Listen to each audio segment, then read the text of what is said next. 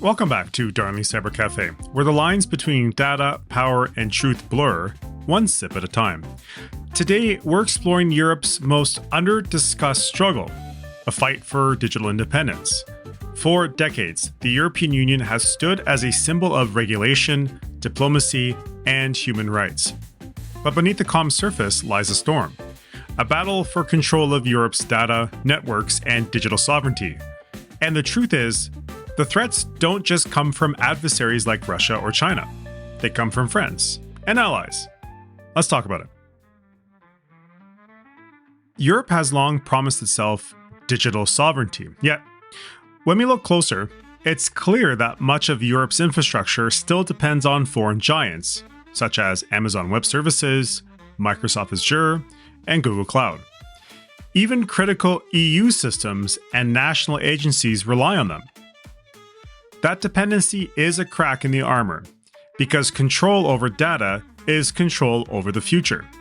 Europe's laws may protect privacy on paper, but if the servers, operating systems, and algorithms belong to others, how sovereign can it truly be? The cyber battlefield around Europe is complex and ruthless. Russia continues to weaponize code as a geopolitical tool, launching digital assaults on infrastructure and disinformation campaigns aimed at destabilizing democracies. China pursues long-term influence, embedding itself into supply chains, networks, and AI ecosystems, quietly gathering what it needs without raising alarms. North Korea and Iran operate in the shadows, one hacking for cash, the other for leverage. But these are known adversaries. But there's another side to this digital tension, one that's far more complicated. Europe's internal struggle is one of frustration and inertia. It wants to lead in digital policy, but lags in digital production. It regulates what it doesn't yet control. GDPR and the Digital Markets Act are ambitious, but while Brussels debates privacy law paragraphs, foreign tech giants quietly strengthens their roots in Europe's digital soil. And when cybercrime costs reach hundreds of billions of euros annually, even the most idealistic versions of digital sovereignty start to feel distant. Now, the economic toll is visible. European investors are cautious, startups suffocate under regulation, and domestic cloud or AI initiatives struggle to compete with US and Chinese giants flush with state and venture capital. Each ransomware wave, each espionage case, it all shakes market confidence. Because behind the headlines, there's a bigger realization. Europe doesn't fully own the digital world it depends on. Now understand, in the geopolitical layer, cyber warfare is now the front line of global power. And Europe stands between two digital superpowers, Washington and Beijing. China uses technology as influence, and the United States uses it as infrastructure. And Europe is caught right in the middle. So, the US and NATO, is it an ally or an anchor to the EU? And here's where the story gets a little uncomfortable.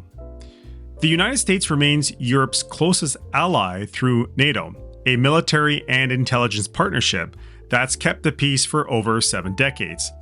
But in the digital era, that alliance carries a double-edged sword.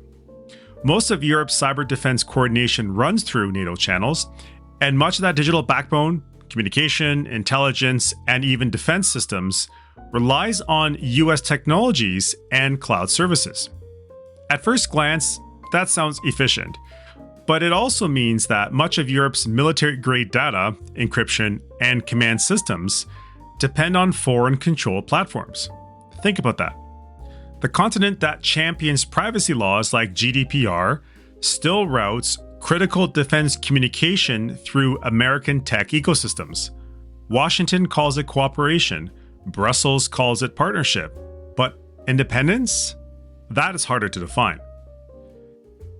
Now, the Snowden revelations still echo in the halls of European institutions. proof that even allies sometimes listen a little too closely. From intercepted phone calls of EU leaders to shared intelligence networks where the flow of information is not always equal, Europe's digital autonomy within NATO remains complicated.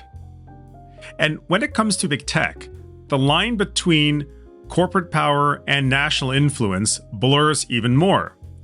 Amazon, Google, Microsoft, they don't just host data, they shape strategy. They're embedded in the cloud systems used by NATO, European militaries, and intelligence agencies alike. So while Europe seeks to shield itself from Chinese espionage or Russian ransomware, it must also reckon with an uncomfortable truth. The tools it uses to defend itself are built and maintained by the very power it seeks independence from. This isn't betrayal, it's structure.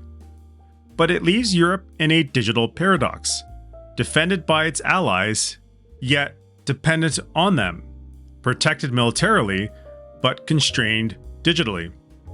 For the EU to stand on its own feet in the next decade, it must decide how much autonomy it's truly willing to claim, and how much it's willing to risk to get there.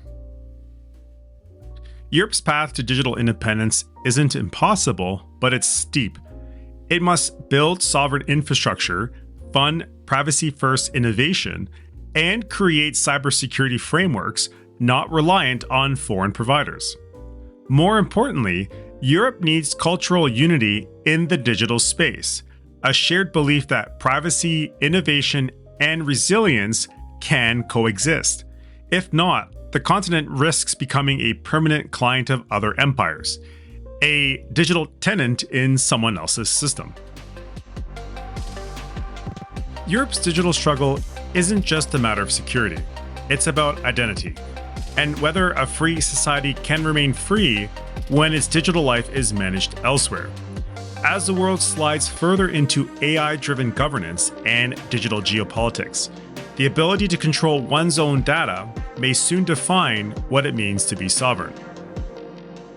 Maybe the true battleground for independence is not land or currency anymore. Maybe it's bandwidth and who owns it. Thank you so much for joining me here today at Darnley Cyber Cafe. I appreciate you taking the time to listen, reflect, and stay curious with me. If you found this episode insightful, share with a friend, a colleague, or anyone who cares about digital freedom and privacy. Every share helps the conversation grow. And remember, digital freedom must be built piece by piece, and knowledge is the key to wield it.